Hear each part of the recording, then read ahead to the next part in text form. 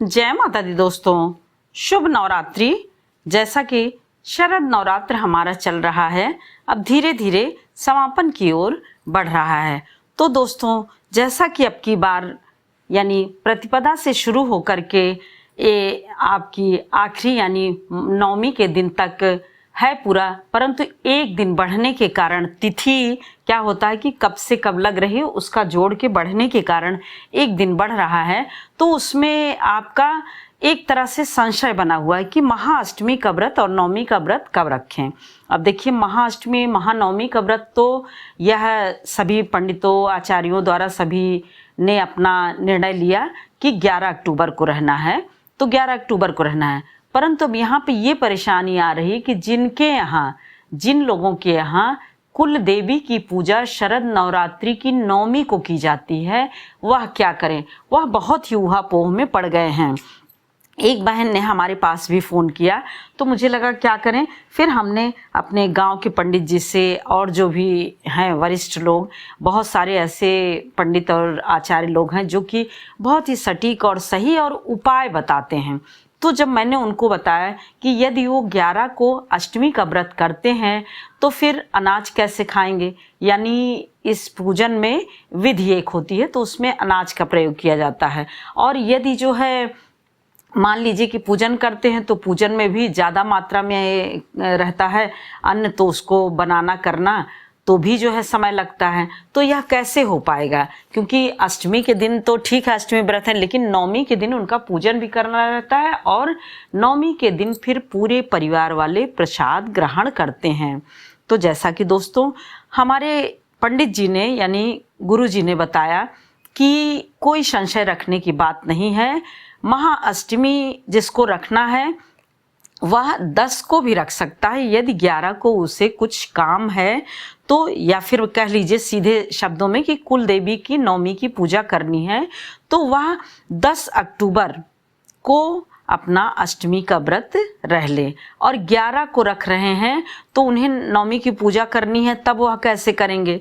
तो इसीलिए उनको 10 को अष्टमी का व्रत रहना है और 11 को नवमी का पूजन जैसे उनके यहाँ विधि विधान से किया जाता है वैसे पूजन करके, पूजन करने के बाद प्रसाद ग्रहण करें।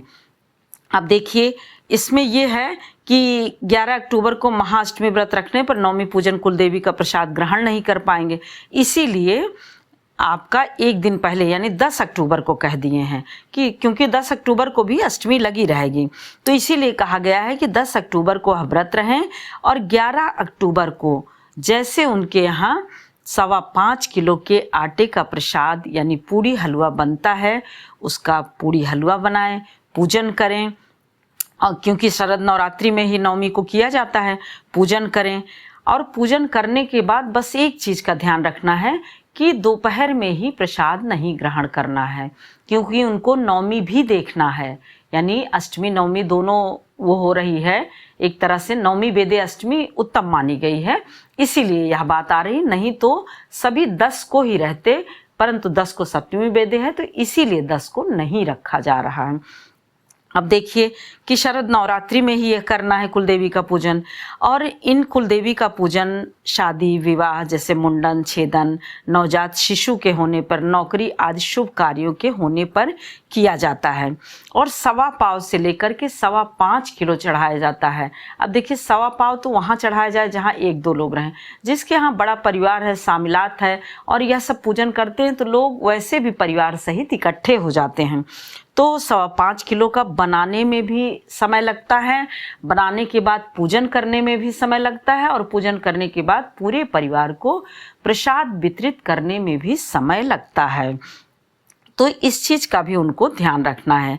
इसके लिए ही हमने जब अपने गुरु जी से, पंडित जी से या ज्योतिषी से उनसे बात किया तो उन्होंने एक उपाय बताया कि 10 को व्रत रहें 10 अक्टूबर को, और 11 अक्टूबर को अपनी कुलदेवी का यानी नवमी के दिन पूजन करें। पूजन के बाद सिर्फ इतना ध्यान रखना है कि दिन में ना प्रसाद ग्रहण करके रात्रि में 9 बजे के बाद प्रसाद ग्रहण करें, तो इससे उनकी अष्टमी भी बची रहेगी और नवमी भी पूर्ण हो जाएगी और उनके कुल देवी की पूजा भी पूर्ण हो जाएगी।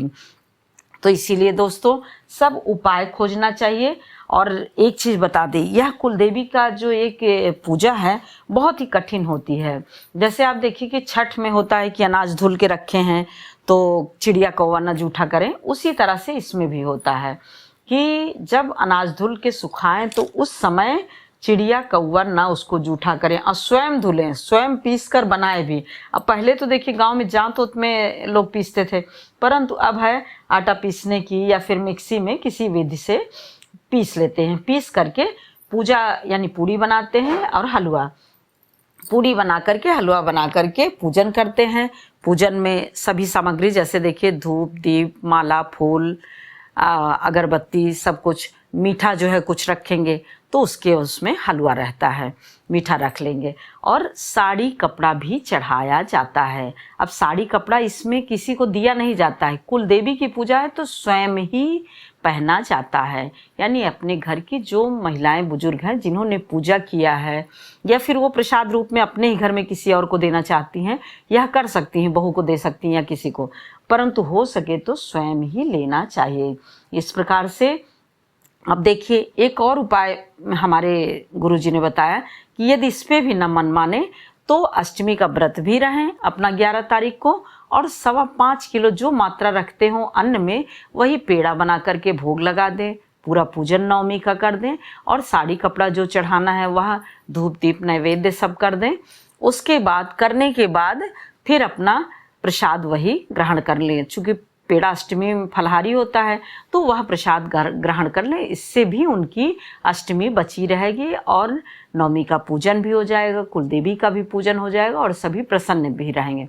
परंतु अब यहाँ बात आती है अन्न की, तो अन्न तो नहीं रहेगा, इसीलिए वो वाला उपाय है 10-11 वाला, यानी 10 को व्रत रहे 11 को पूजन करे, यह उपाय सार्थक है एवं अच्छा है। ज़्यादा है तो मीठा भी बना दे या फिर थोड़ा सा ही आप अन्न का भोग लगा दीजिए, रात्रि में 9 बजे आप ग्रहण कर लीजिए, जिससे कि आपका सारा जो है कुल देवी का पूजन पूर्ण हो जाए।